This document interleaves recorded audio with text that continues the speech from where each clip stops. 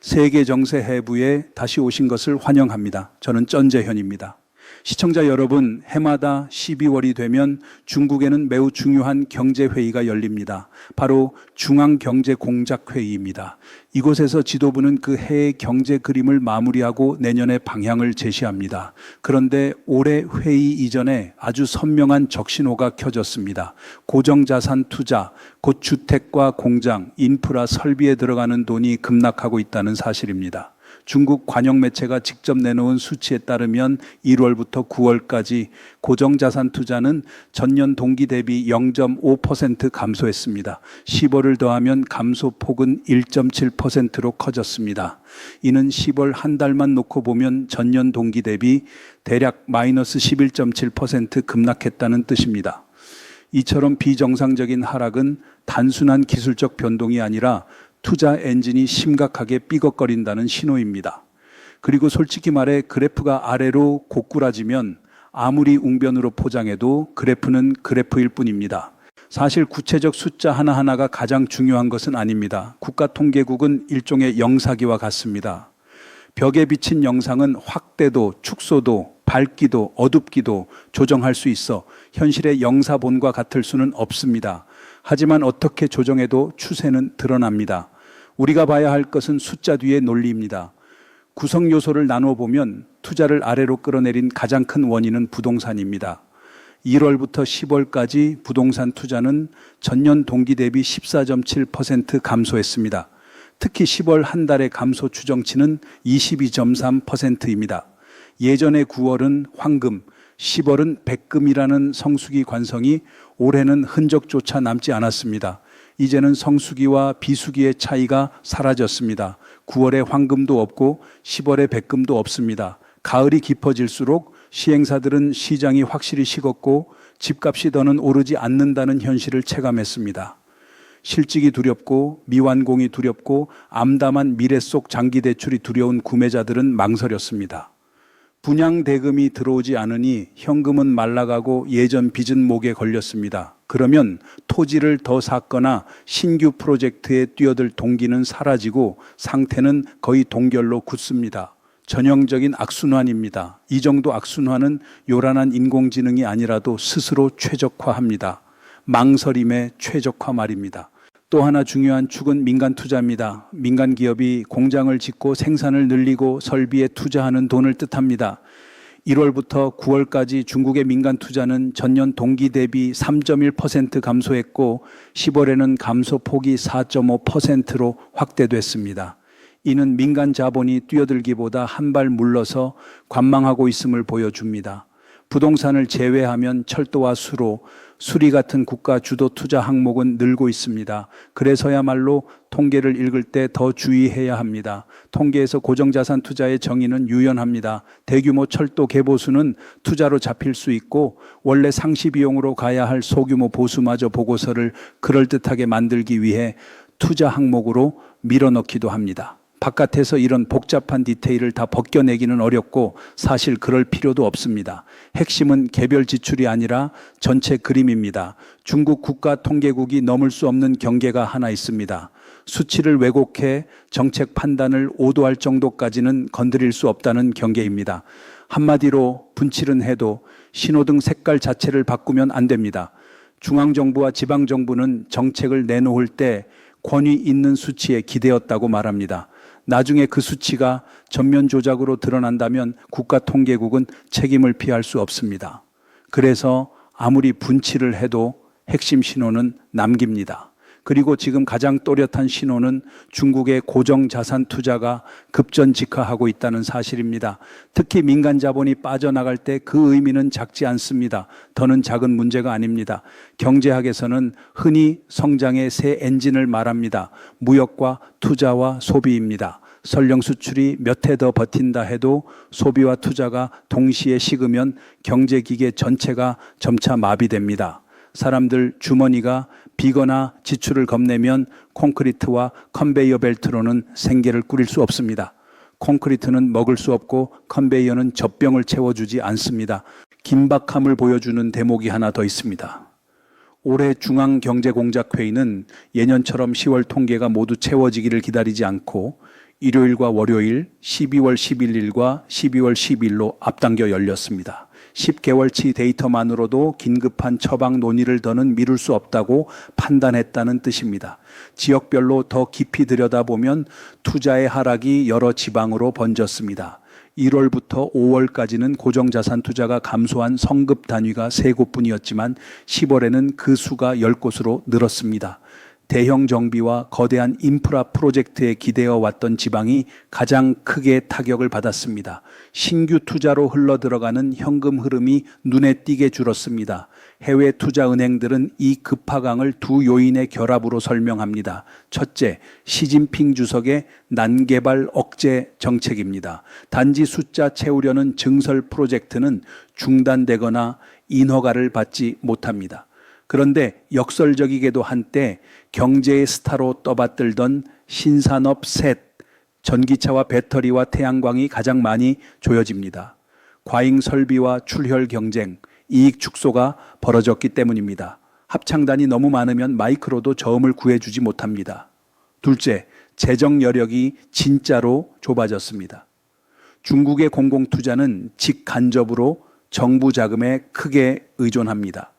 공식 통계로 고정자산 투자 중 예산 재원이 정확히 얼마인지는 밝히지 않지만 대략 절반 안팎이 국가 부문에서 나옵니다. 공공지출과 국유기업, 국유지배 기업의 투자입니다. 결국 이 모든 돈줄은 예산과 공공부채가 밀어 올립니다. 이제 예산은 팽팽합니다. 지방정부의 황금알이던 토지 매각 수입은 급감했고 지방금융 플랫폼의 부채는 산처럼 쌓였습니다. 그런 상황에서 국가주도 투자 비중마저 마음대로 더 키울 수 없습니다. 중앙정부가 힘을 모아 큰 일을 하자고 명령할 수는 있습니다. 하지만 그때마다 부채 시스템은 위험선에 한 걸음씩 더 가까워집니다.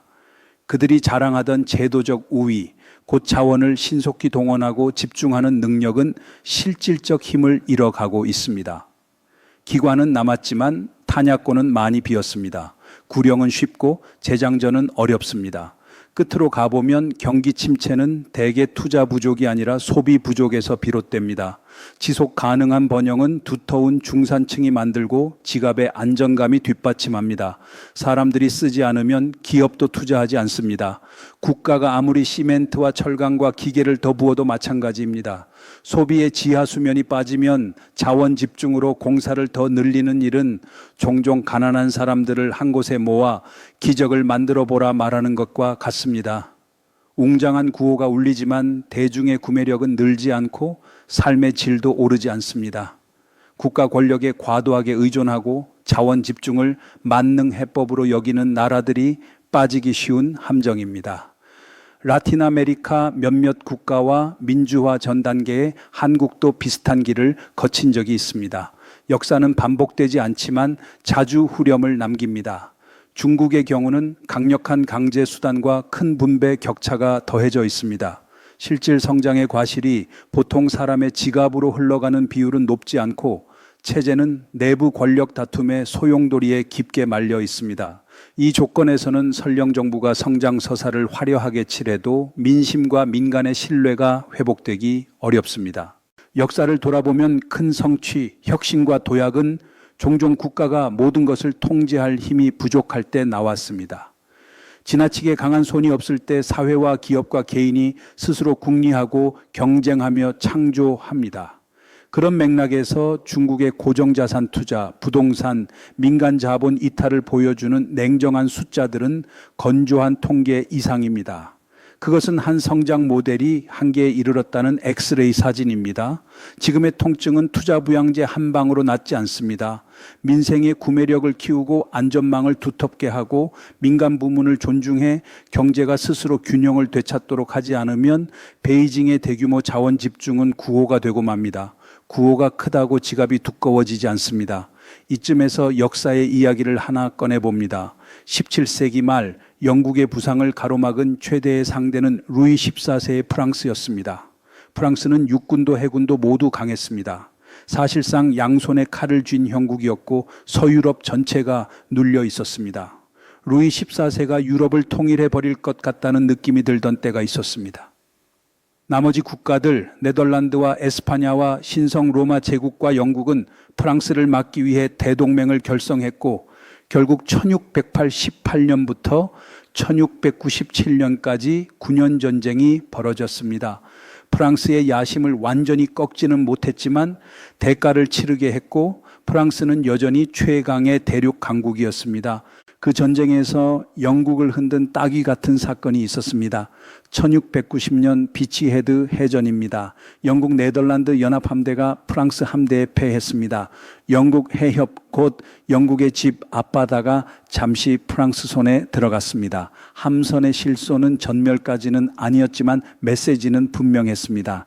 지금의 해군력으로는 영국이 더 이상 안전하지 않다는 사실입니다. 그래서 영국 엘리트는 결심합니다. 살아남고 도약하려면 압도적 해군이 필요하다고요. 하지만 말은 쉽고 돈이 문제였습니다. 그 직전에 명예혁명으로 네덜란드 출신의 윌리엄 3세가 등극했고 의회는 1689년 권리장전을 통과시켜 국왕의 손을 세 가지로 묶었습니다.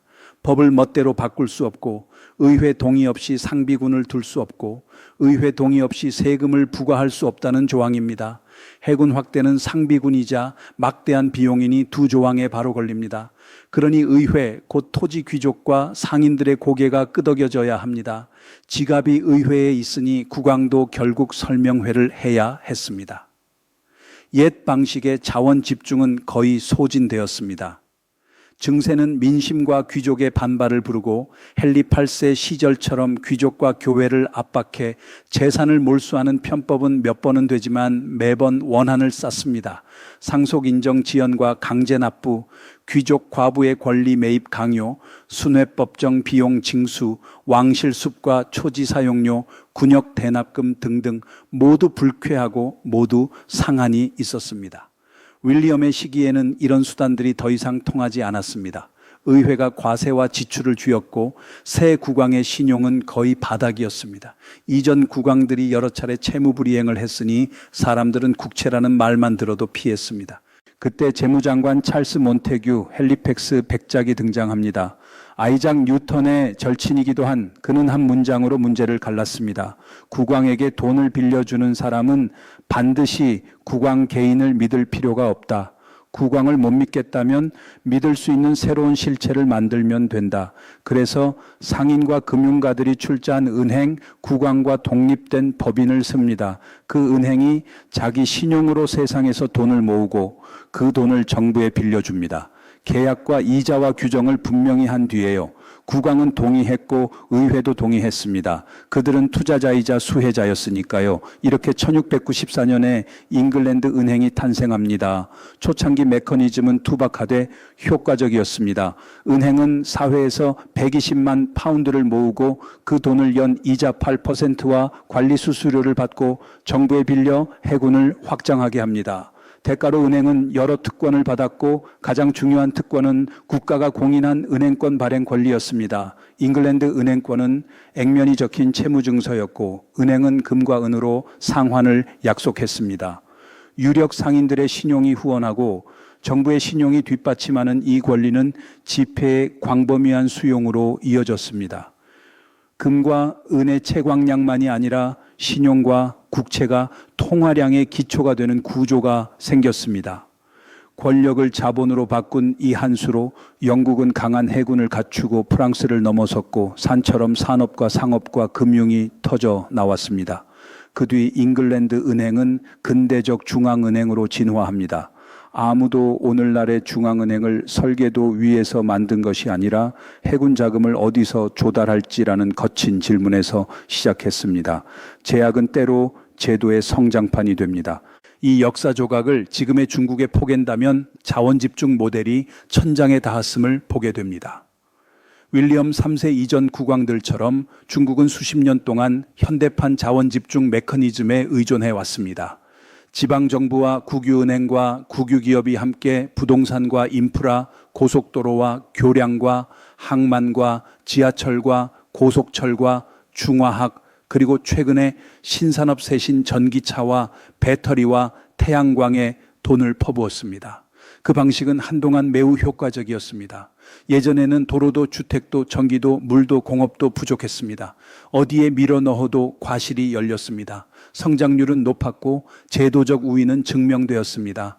서양이 10년 걸릴 일을 3년에 해냈습니다. 그러나 2018년에서 2025년 사이로 오면서 여러 지역의 기초 인프라는 충분해졌고 과잉인 곳도 늘었습니다. 텅 빈 공항과 한산한역, 유령 신도시가 등장했습니다. 주택시장은 포화되고 집값은 소득을 짓눌렀고 신축 물량은 실수요를 한참 앞질렀습니다. 가계의 담보부채는 무거워졌고 지방정부는 빚더미에 올랐습니다. 토지 매각으로 연명하던 지방금융 플랫폼의 차입금은 부동산 하락으로 현금 흐름이 끊기며 민낯을 드러냈습니다. 결과적으로 고정자산 투자, 곧 국내 총생산을 끄는 말이 급감했고 심지어 마이너스로 꺾였습니다. 부동산 투자는 자유낙하했습니다. 황금의 9월과 백금의 10월은 사라졌습니다. 시행사는 손만 모으고 민간 자본은 정책과 금융과 수요의 위험을 의식해 밖에서 서성입니다. 이 장면은 잉글랜드 은행 설립 직전의 영국과 닮았습니다. 행정 권력에 기대던 금융동원 시스템이 한계에 이른 모습입니다. 그때 영국은 의회와 권리장전이라는 족쇄 덕분에 사회와 거래하고 권한을 나눴습니다. 그래서 시장 신뢰를 불러냈습니다. 반면 지금의 중국은 중국인민은행의 독립성이 제한되고 핵심 상업은행은 국유이며 전략산업은 국유가 지배합니다. 신용 배분은 행정 지시가 큽니다. 어려움이 닥치면 자연스러운 반응은 권한 분산이 아니라 더 많은 자원 집중과 더 많은 프로젝트와 더 많은 지시입니다. 잉글랜드 은행은 국가가 말했습니다. 나는 주조권과 절대적 금융 통제의 일부를 내려놓겠다. 새 규칙을 받아들이겠다. 대신 당신들은 자본과 신뢰를 가져오라. 함께 이익을 나누자. 하나의 사회적 계약이었습니다. 그러나 지금 중국에서는 가계는 빚이 많고 소득은 불안정하고 병과 노후와 정책이 두렵습니다. 그래서 소비를 망설입니다. 민간 기업은 제도 위험을 두려워합니다. 오늘 우대받던 산업이 내일이면 정돈 대상이 될 수 있습니다. 공공 프로젝트에 협력했다가 훗날 경제범죄로 몰릴까도 두렵습니다. 재정은 팽팽하고 지방 부채는 가득합니다. 정부의 유동성 주입은 과거만큼 힘이 없습니다. 이런 상황에서 옛 의미의 자원 집중, 곧 지시와 목표와 인프라 늘리기로만 생각하면 저효율 투자와 늘어나는 부채, 약한 소비, 피곤한 사회, 커지는 불만, 약해지는 장기 신뢰로 이어질 수 있습니다. 구호로 무거운 수레를 미는 일은 대체로 갈증만 부릅니다. 그런 와중에 중국은 12월 4일 동중국해에서 남중국해까지 100척이 넘는 함정을 늘어세워 대규모 해군 과시를 했습니다. 그러나 이것은 국내 경기가 눈에 띄게 식고 부동산은 하강하고 지방 부채는 긴장되고 민간 자본이 물러서는 그 시점과 겹칩니다. 현실적으로 중국은 군사력을 당장 쓰려는 것이 아니라 미일과 대만을 억제하고 국내에 여전히 강대국 이미지를 보여주려는 수요가 큽니다. 하지만 현대 해군은 돈을 오래오래 태우는 사업입니다. 고속 성장과 두터운 재정이 뒷받침하지 못하면 거대한 전력을 유지하는 일 자체가 짐이 됩니다.